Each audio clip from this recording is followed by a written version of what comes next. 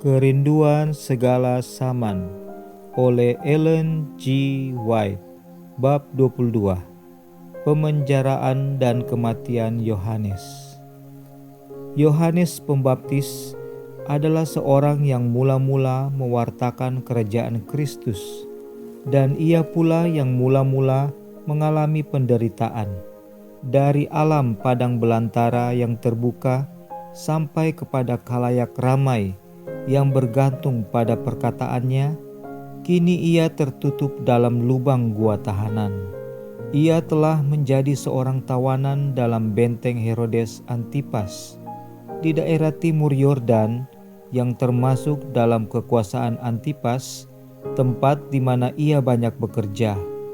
Herodes sendiri telah mendengar khotbah Yohanes Pembaptis.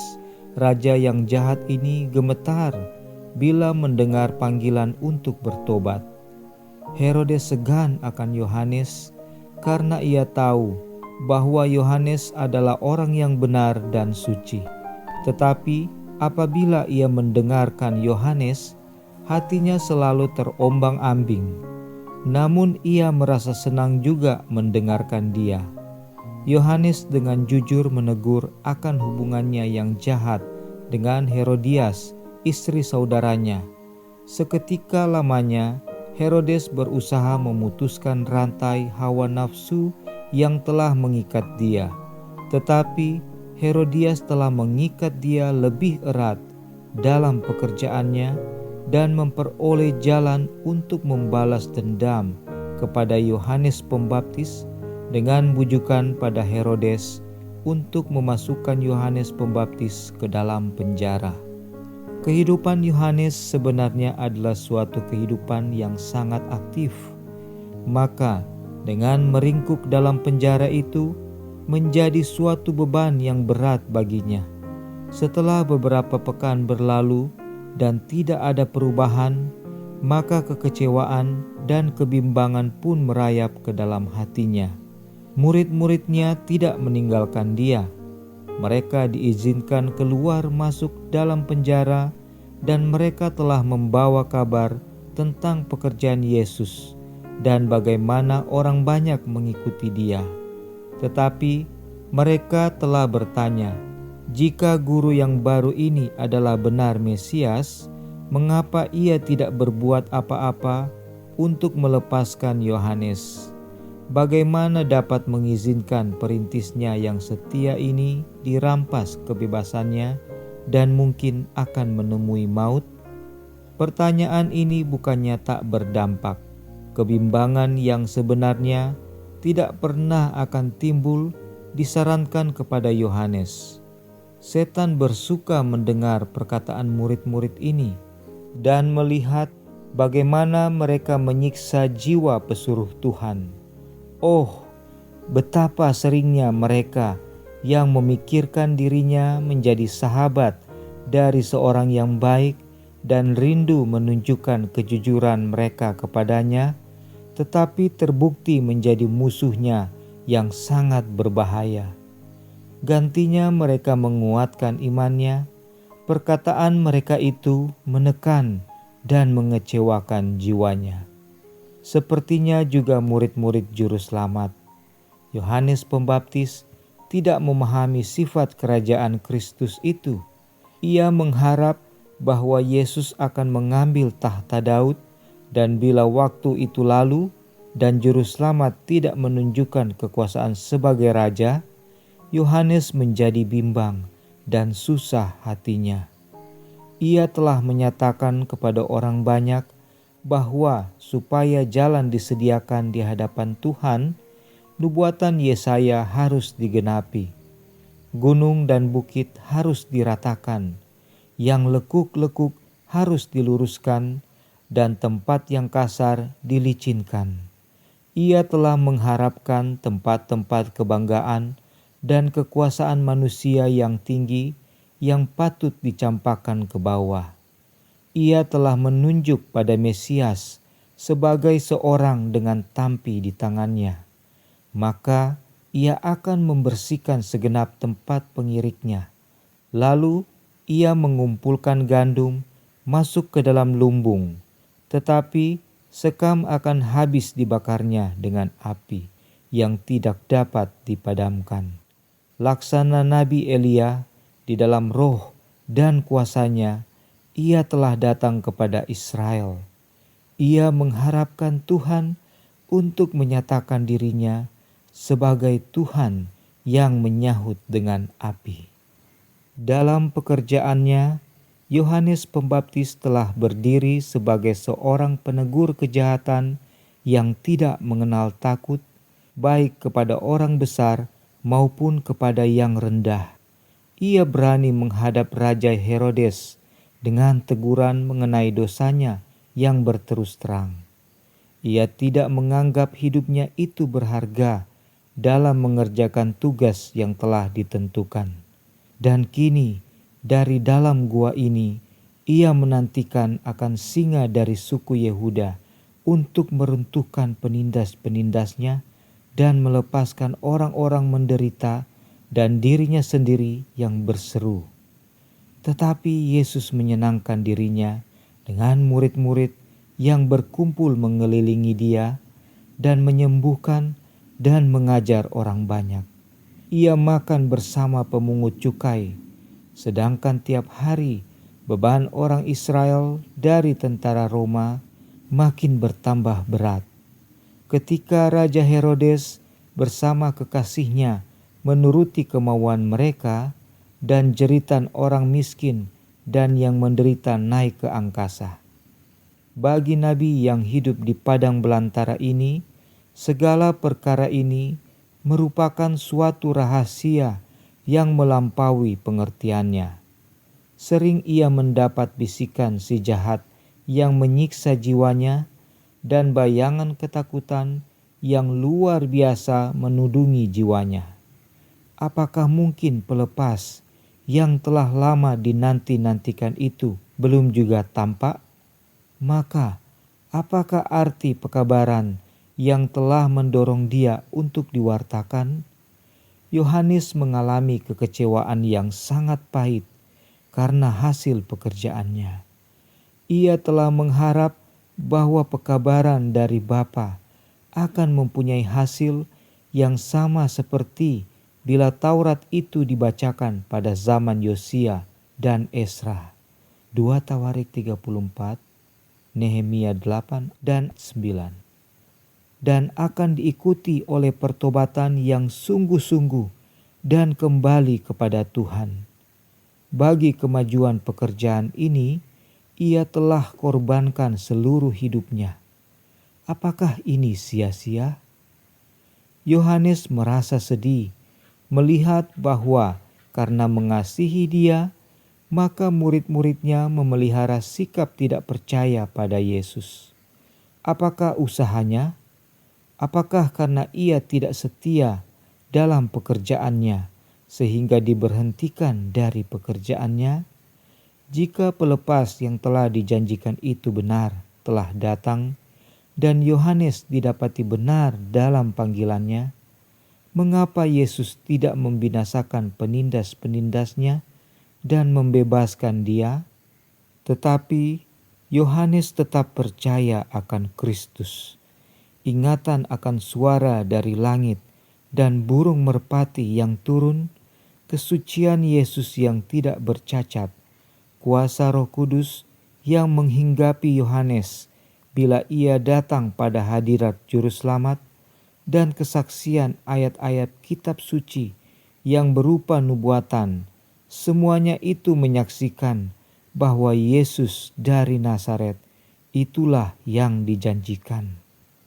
Yohanes tidak mau merundingkan kebimbangannya dan kecemasannya dengan kawan-kawannya. Ia mengambil keputusan untuk mengirim suatu kabar berupa pertanyaan kepada Yesus. Hal ini dipercayakannya kepada kedua muridnya, mengharap bahwa wawancara dengan Juru Selamat akan menguatkan iman mereka dan membawa kekuatan pada saudara-saudara mereka yang lain. Dan ia merindukan beberapa perkataan dari Kristus yang dikatakan khusus bagi dirinya sendiri.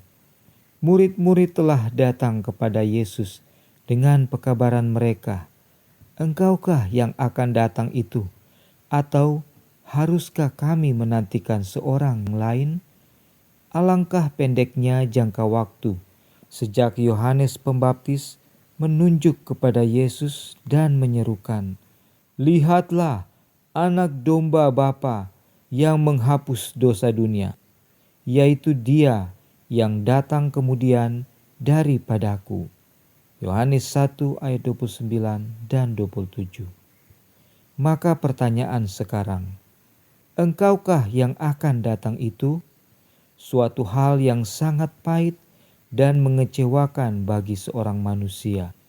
Jikalau Yohanes, perintis yang setia itu, gagal memahami pekerjaan Kristus, maka apakah yang dapat diharapkan dari diri orang banyak yang hanya mementingkan diri sendiri? Juru selamat tidaklah segera menjawab pertanyaan murid-murid Yohanes. Sementara mereka berdiri memperhatikan ketenangannya, orang sakit dan yang menderita datang padanya untuk disembuhkan. Orang-orang yang buta meraba-raba berusaha menembusi orang banyak. Orang sakit dari berbagai golongan manusia, ada yang berusaha sendiri, ada pula yang dibawa oleh kawan-kawannya, berusaha untuk menghampiri Yesus. Suara tabib besar ini menembusi telinga yang tuli. Sepatah kata, satu jamahan tangannya mencelikkan mata orang buta untuk melihat terang hari siang, pemandangan alam yang indah, wajah sahabat-sahabat dan wajah pelepas. Yesus menyembuhkan penyakit dan membuangkan demam. Suaranya mencapai orang yang sedang menuju maut, dan mereka pun bangkit dalam kesehatan dan kekuatan yang baru. Orang yang dirasuk setan menurut perkataannya, penyakit mereka meninggalkan mereka, dan mereka pun menyembah Dia. Di saat Ia menyembuhkan penyakit-penyakit ini, Ia juga mengajar orang banyak itu, para petani dan buruh yang miskin, yang telah disingkirkan oleh Rabi sebagai orang yang najis, datang berkumpul mendekati Dia, dan Ia memberikan pada mereka itu perkataan hidup kekal. Maka sepanjang hari itu, murid-murid Yohanes hanya menyaksikan dan mendengar. Akhirnya Yesus memanggil mereka dan menyuruh mereka pergi dan mengatakan kepada Yohanes apa yang mereka telah saksikan. Dan Ia tambahkan, "Berbahagialah orang yang tidak menjadi kecewa dan menolak Aku." Lukas 1 ayat 23. Bukti keilahiannya telah dilihat dalam penyesuaiannya dengan kebutuhan manusia yang menderita. Kemuliaannya telah ditunjukkan dalam merendahkan dirinya kepada tingkatan hidup kita yang rendah ini. Murid-murid membawa berita itu, dan ini telah cukup. Yohanes teringat akan nubuatan mengenai Mesias. "Roh Tuhan Bapa ada padaku, oleh karena Tuhan telah mengurapi aku. Ia telah mengutus aku untuk menyampaikan kabar baik kepada orang-orang sengsara dan merawat orang-orang yang remuk hati, untuk memberitakan pembebasan kepada orang-orang tawanan dan kepada orang-orang yang terkurung kelepasan dari penjara." Yohanes 61 ayat 1 dan 2. Pekerjaan Kristus bukanlah hanya menyatakan bahwa Dia adalah Mesias, tetapi menunjukkan bagaimana caranya kerajaannya harus dibangunkan. Kepada Yohanes telah dibuka kebenaran yang sama, sebagaimana telah diberikan pada Elia di padang belantara. Bila angin besar dan kuat yang telah membelah gunung-gunung dan memecahkan bukit-bukit batu mendahului Tuhan, tetapi tidak ada Tuhan dalam angin itu, dan sesudah angin itu datanglah gempa. Tetapi tidak ada Tuhan dalam gempa itu. Maka setelah dari api itu, Bapa berfirman kepada Nabi oleh bunyi angin sepoi-sepoi biasa. 1 Raja-Raja 19 ayat 11 dan 12.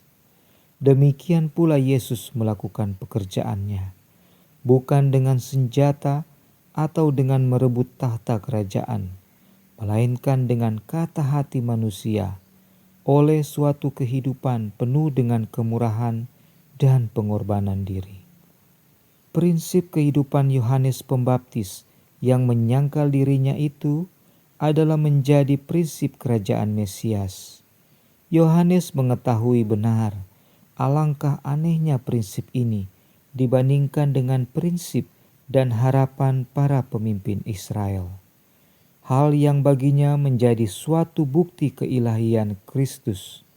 Tetapi bagi mereka itu tidaklah demikian. Mereka sedang mencari seorang Mesias yang tidak dijanjikan.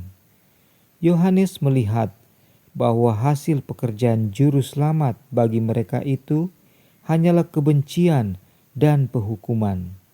Ia sebagai perintis hanya minum dari piala yang Kristus sendiri harus mengeringkannya hingga pada dasarnya.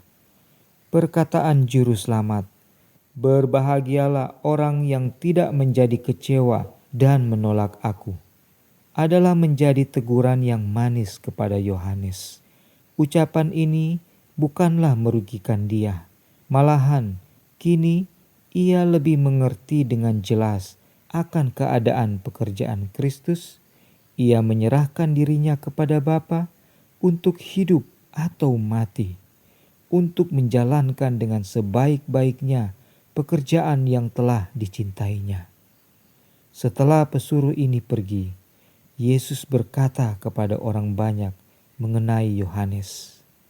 Hati Yesus merasa simpati kepada saksi yang setia ini, yang kini sedang dimasukkan di dalam penjara Herodes. Ia tidak mau membiarkan orang banyak mengambil kesimpulan bahwa Bapa telah meninggalkan Yohanes atau percayanya telah lemah pada saat pencobaan. "Untuk apakah kamu pergi ke padang gurun?" kata Yesus, "melihat buluh yang digoyangkan angin kian kemari?" Pohon buluh yang tinggi yang telah bertumbuh di tepi sungai Yordan, yang tunduk bila ditiup angin, adalah tepat mewakili rabi-rabi yang berdiri sebagai pengeritik dan hakim terhadap pekerjaan Yohanes Pembaptis. Mereka digoyangkan kian kemari oleh angin pikiran populer. Mereka tidak mau menerima pekabaran penyelidikan hati dari Yohanes Pembaptis. Tetapi karena takut kepada orang banyak, mereka tidak berani menentang pekerjaan itu secara terang-terangan. Tetapi pesuruh Tuhan tidak mempunyai roh penakut yang semacam itu. Orang banyak yang berkumpul mengelilingi Kristus telah menjadi saksi pekerjaan Yohanes Pembaptis. Mereka telah mendengar akan kebenarannya dalam menegur dosa, baik kepada orang Farisi yang merasa diri suci, imam-imam, Saduki, Raja Herodes, dan anggota majelis, putra dan tentara, pemungut cukai dan petani. Yohanes berkata dengan cara ketegasan yang sama. Ia bukan bambu yang bergerak-gerak, yang digoyangkan oleh angin pujian dan prasangka manusia. Selama ia meringkuk dalam penjara, kesetiaannya kepada Bapa dan kegiatannya untuk mencapai kebenaran adalah sama dengan apabila ia berkhotbah di padang belantara. Oleh kesetiaannya pada prinsip, maka ia teguh sebagai sebuah batu. Yesus berkata selanjutnya, "Atau untuk apakah kamu pergi? Melihat orang yang berpakaian halus? Orang yang berpakaian halus itu tempatnya di istana raja." Yohanes telah dipanggil untuk menegur dosa dan kejahatan pada zamannya, dan pakaiannya yang sangat sederhana dan hidup yang penuh penyangkalan diri itu adalah sesuai dengan sifat pekerjaannya. Pakaian yang halus dan kemewahan kehidupan ini bukanlah bagian hamba-hamba Bapa, melainkan mereka yang hidup di dalam istana raja, penghulu dunia ini, di mana terdapat kekuasaan dan kekayaan itu. Yesus ingin membawa perhatian mereka kepada perbedaan pakaian Yohanes Pembaptis dan pakaian yang dipakai oleh imam-imam dan penghulu-penghulu. Orang terkemuka ini menunjukkan diri mereka dengan jubah yang mewah dan perhiasan yang sangat berharga. Mereka suka memperlihatkan diri mereka dan mengharap akan dapat menyilaukan mata orang banyak. Mereka ingin mendapat pujian manusia daripada mendapat kesucian hati yang berkenan kepada Bapa. Dengan demikian, mereka menunjukkan bahwa kesetiaan mereka bukanlah diberikan kepada Bapa, tetapi kepada kerajaan dunia ini. Tetapi kata Yesus, "Jadi, untuk apakah kamu pergi melihat nabi? Benar, dan aku berkata kepadamu, bahkan lebih daripada nabi, karena tentang dia ada tertulis, lihatlah, aku menyuruh utusanku mendahului engkau, ia akan mempersiapkan jalanmu di hadapanku. Aku berkata kepadamu, sesungguhnya di antara mereka yang dilahirkan oleh perempuan, tidak pernah tampil seorang yang lebih besar daripada Yohanes Pembaptis." Dalam pengumuman kepada Sakaria sebelum kelahiran Yohanes, malaikat berkata, "Sebab ia akan besar di hadapan Tuhan." Lukas 1 ayat 15.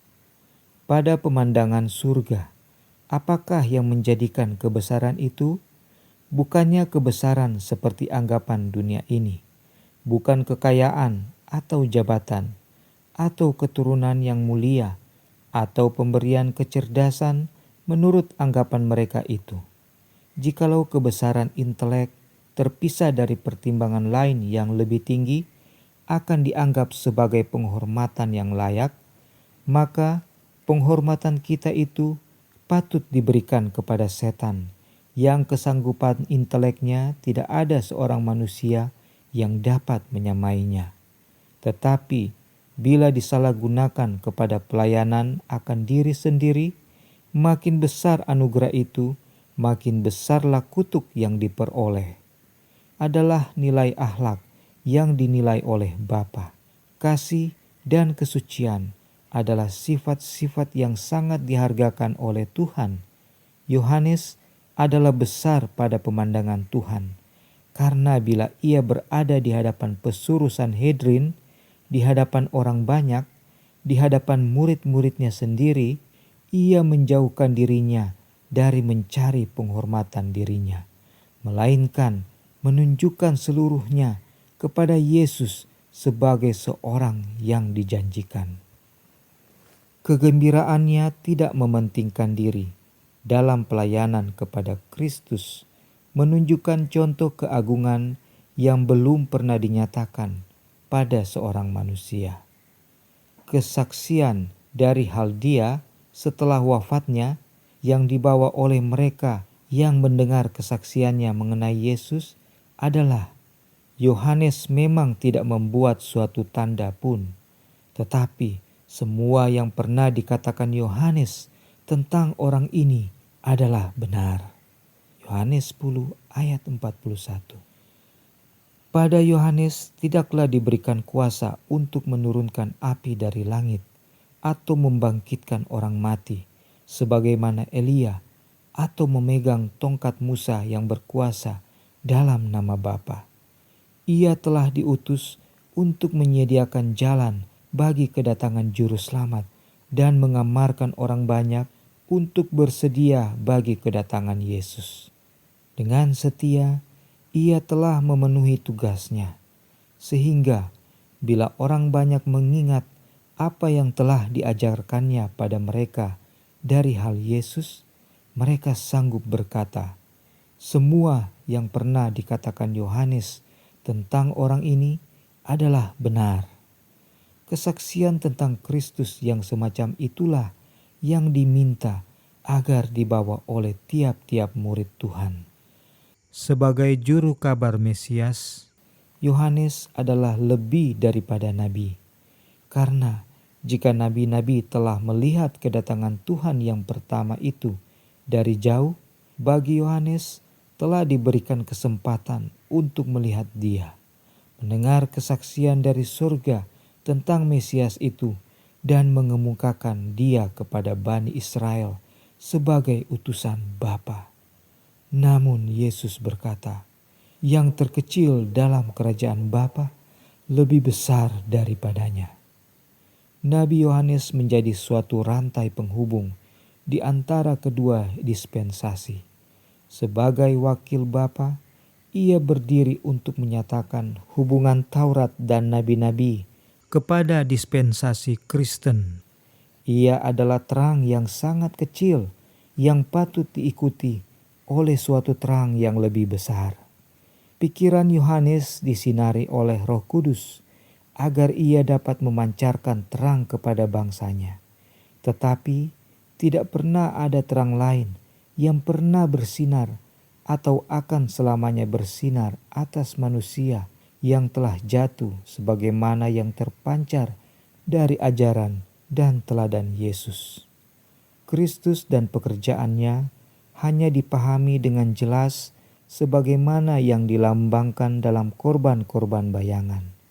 Sedangkan Yohanes pun tidak mengerti benar akan hidup kekal di masa depan melalui juru selamat. Di samping kesenangannya yang diperoleh Yohanes dalam pekerjaannya, sebenarnya hidupnya adalah suatu kehidupan yang penuh derita. Suaranya jarang didengar, kecuali di padang belantara. Hidupnya terpencil, kesepian. Ia tidak diizinkan untuk melihat hasil pekerjaannya sendiri. Bukanlah kesempatannya untuk bersama dengan Kristus dan menyaksikan kenyataan kuasa ilahi yang menyertai terang yang lebih besar itu. Bukanlah bagi dia untuk memandang orang buta dicelikkan, yang sakit disembuhkan, orang mati dibangkitkan. Ia tidak melihat terang yang bercahaya keluar dari tiap-tiap perkataan Kristus yang memberi kemuliaan pada perjanjian nubuatan itu. Seorang murid yang paling sedikit kesempatannya melihat akan kuasa pekerjaan dan mendengar perkataan Yesus adalah lebih besar kesempatannya dari Yohanes Pembaptis. Dan itulah sebabnya telah dikatakan bahwa orang itu adalah lebih besar daripadanya. Melalui orang banyak yang telah mendengar pengajaran Yohanes, kemasyhurannya tersebar ke seluruh pelosok. Minat yang mendalam terasa sebagai akibat ia dipenjarakan. Tetapi hidupnya yang tidak bersalah itu dan dukungan orang banyak padanya membawa pada suatu kepercayaan bahwa tidak ada sesuatu yang berbahaya akan dilakukan kepadanya. Herodes percaya bahwa Yohanes adalah seorang nabi bapa, dan ia benar-benar bermaksud untuk membebaskan dia. Tetapi ia menangguhkan maksudnya ini karena takut pada Herodias. Herodias mengetahui bahwa oleh hukuman yang langsung ia tidak pernah akan mendapat persetujuan Herodes untuk membunuh Yohanes. Maka ia bermaksud untuk mencapai niatnya itu dengan tipu muslihat. Pada hari ulang tahun raja, suatu jamuan akan diadakan bagi para pegawai negara dan orang bangsawan di istana. Akan ada pesta dan mabuk-mabuk. Dengan jalan ini, Raja Herodes akan kehilangan pikiran dan mungkin akan dapat dipengaruhi sesuai dengan niat hatinya. Apabila hari besar ini tiba dan raja bersama pembantu-pembantunya sedang berpesta-pesta dan mabuk-mabuk, Herodias mengirim putrinya ke dalam pesta itu untuk menari, menghibur para tamu.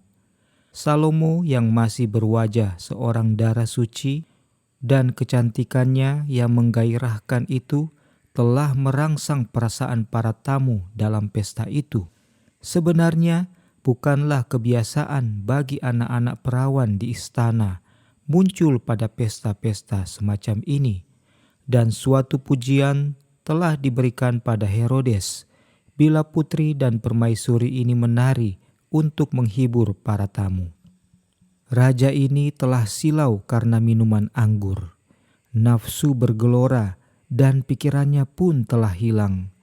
Ia hanya melihat ruangan pesta ini dengan tamu-tamunya, meja jamuan dan air anggur yang berkilau-kilauan, dan cahaya lampu yang terang, dan seorang dara sedang menari di hadapannya. Dalam saat-saat ini, ia ingin memberikan beberapa pertunjukan yang akan meninggikan dirinya di hadapan orang-orang besar dalam kerajaannya. Dengan sumpah, ia telah berjanji untuk memberikan kepada putri Herodias apa yang dimintanya, walaupun setengah dari kerajaannya. Salome dengan cepat berlari kepada ibunya untuk mengetahui apakah yang harus dimintanya. Jawabnya telah tersedia, kepala Yohanes Pembaptis. Salome tidak mengetahui akan kehausan dendam yang mengganas dalam jantung ibunya, tetapi ia takut untuk memajukan permohonan ini. Walau demikian, tujuan Herodias tercapai juga. Anak wanita ini kembali dengan permohonan yang ngeri itu. Aku mau supaya sekarang juga engkau berikan kepadaku kepala Yohanes Pembaptis di sebuah talam. Markus 6 ayat 25. Herodes heran dan bingung. Pesta yang gaduh itu pun berhentilah dan ketegangan meliputi segenap hadirin. Raja merasa takut dan gemetar untuk mengambil hidup Yohanes, tetapi ia telah berjanji dan ia tidak mau dianggap seorang yang berpendirian goncang atau berubah-ubah. Ia telah bersumpah untuk menghormati para tamunya, dan seandainya salah seorang dari mereka itu telah melemparkan suatu perkataan untuk menentang atau membatalkan janjinya, maka dengan gembira ia akan menyelamatkan nabi itu. Ia telah memberikan kesempatan pada mereka itu untuk bersuara bagi kepentingan Yohanes. Mereka inilah yang pernah berjalan jauh untuk mendengar khotbah Yohanes, malahan telah mengenal dia sebagai seorang yang tidak ada kejahatannya dan seorang hamba Bapa. Tetapi walaupun terkejut dengan tuntutan anak dara ini, karena mereka begitu mabuk sehingga tidak sanggup untuk membantah, tidak ada suara yang dikeluarkan untuk menyelamatkan hidup pesuruh surga ini. Orang-orang ini memegang jabatan tinggi dalam bangsanya, dan di atas pundak mereka terletak tanggung jawab yang berat. Tetapi karena telah diracuni oleh air anggur dan kesenangan berpesta, sehingga perasaan mereka pun telah beku. Kepala mereka pusing karena bunyi musik dan dansa, dan angan-angan hati tidak memberikan suara. Oleh berdiam diri, mereka mengucapkan vonis maut bagi nabi Bapa untuk memuaskan dendam wanita yang telah ditinggalkan itu. Sia-sia Herodes menunggu untuk dilepaskan dari sumpahnya itu. Maka dengan terpaksa ia memerintahkan untuk memancung kepala nabi ini. Tidak lama kemudian, kepala Yohanes itu telah dibawa di hadapan raja dan para tamunya. Bibir Yohanes yang dengan setia mengamarkan agar Herodes bertobat dari dosanya, kini terkatup untuk selama-lamanya. Suaranya tidak pernah lagi akan didengar mengajak orang lain untuk bertobat. Pesta keji yang hanya semalam itu telah mengakibatkan hilangnya hidup seorang nabi yang terbesar. Oh, betapa seringnya kehidupan orang yang tidak bersalah itu menjadi korban tidak bertaraknya mereka yang menjadi penegak keadilan. Ia yang menaruh piala yang memabukkan pada bibirnya bertanggung jawab atas segala ketidakadilan yang mungkin dapat dilakukannya dengan kuasa yang telah diracuni oleh alkohol. Karena oleh meracuni dirinya dengan minuman keras, maka tidak mungkin baginya untuk berpikir tenang lagi atau mendapat pengertian yang jelas mengenai yang benar dan yang salah.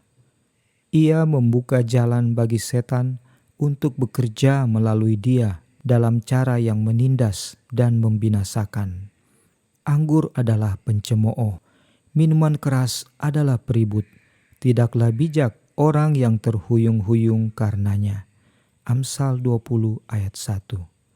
Oleh sebab itu, hukum telah terdesak ke belakang, dan siapa yang menjauhi kejahatan, ia menjadi korban rampasan.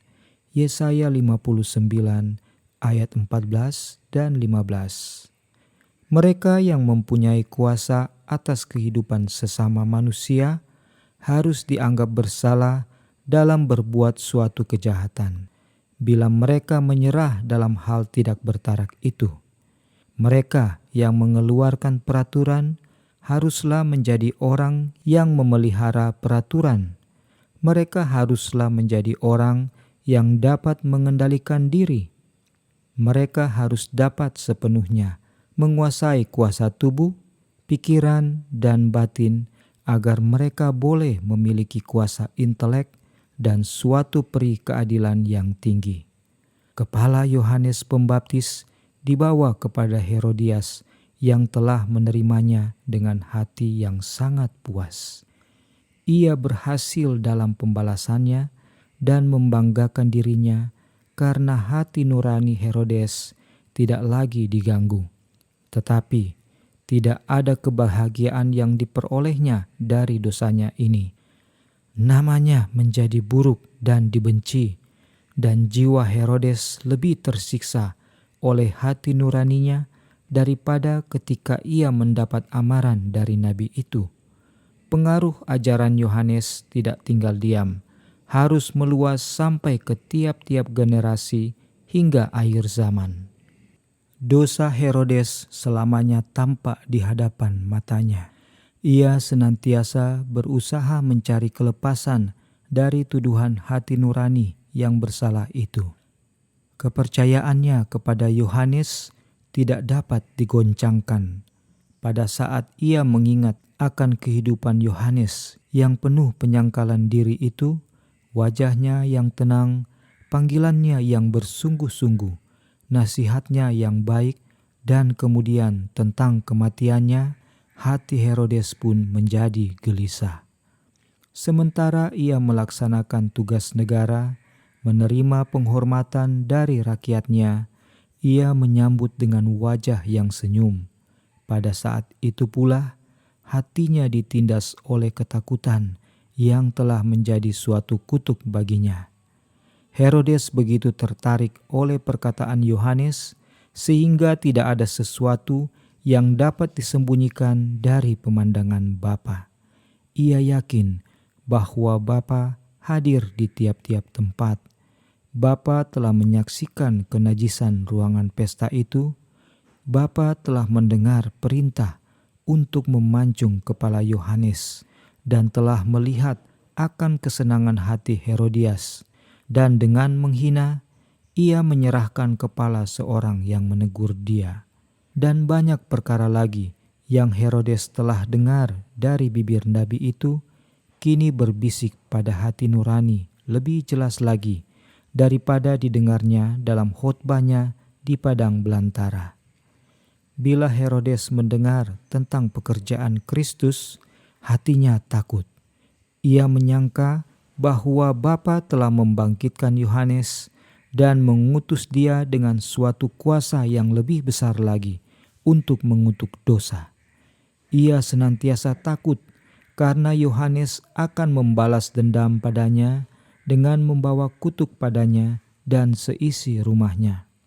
Herodes sedang menyabit apa yang Bapa telah katakan tentang akibat suatu perbuatan dosa. Tuhan akan memberikan di sana kepadamu hati yang gelisah, mata yang penuh rindu, dan jiwa yang merana. Hidupmu akan terkatung-katung. Siang dan malam engkau akan terkejut dan khawatir akan hidupmu. Pada waktu pagi engkau akan berkata, "Ah, kalau malam sekarang." Dan pada waktu malam engkau akan berkata, "Ah, kalau pagi sekarang." Karena kejut memenuhi hatimu dan karena apa yang dilihat matamu. Ulangan 28 ayat 65-67. Bagi seorang yang berdosa, pikirannya sendiri adalah penuduhnya, dan tidak ada suatu siksaan yang lebih tajam lagi daripada sengatan hati nuraninya yang bersalah itu, yang tidak dapat memberikan padanya perhentian jiwa, baik siang atau malam. Bagi pikiran orang banyak, nasib Yohanes Pembaptis itu masih berupa suatu rahasia. Timbul pertanyaan dalam hati mereka itu, mengapa ia harus dibiarkan menderita dan mati dalam penjara? Rahasia penjagaan yang gelap ini tidak dapat ditembus oleh penglihatan manusia, tetapi hal itu tidak pernah akan menggoncangkan kepercayaan kita kepada Bapa. Jika kita mengingat bahwa Yohanes hanya seorang yang mengambil bagian dalam penderitaan Kristus. Segala orang yang mengikut Kristus akan memakai mahkota pengorbanan. Mereka akan disalah mengerti oleh orang-orang yang cinta akan dirinya dan akan menjadi suatu sasaran serangan setan yang kejam. Untuk membinasakan prinsip pengorbanan diri inilah, maka ia telah mendirikan kerajaannya, dan di mana saja muncul prinsip itu, di sana ia berperang untuk melawannya. Masa kanak-kanak, masa muda, masa dewasa Yohanes telah dijiwai ketegasan dan kuasa batin.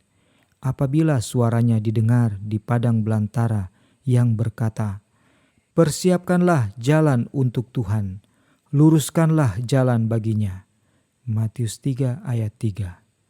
Setan merasa takut karena mengingat akan keselamatan kerajaannya.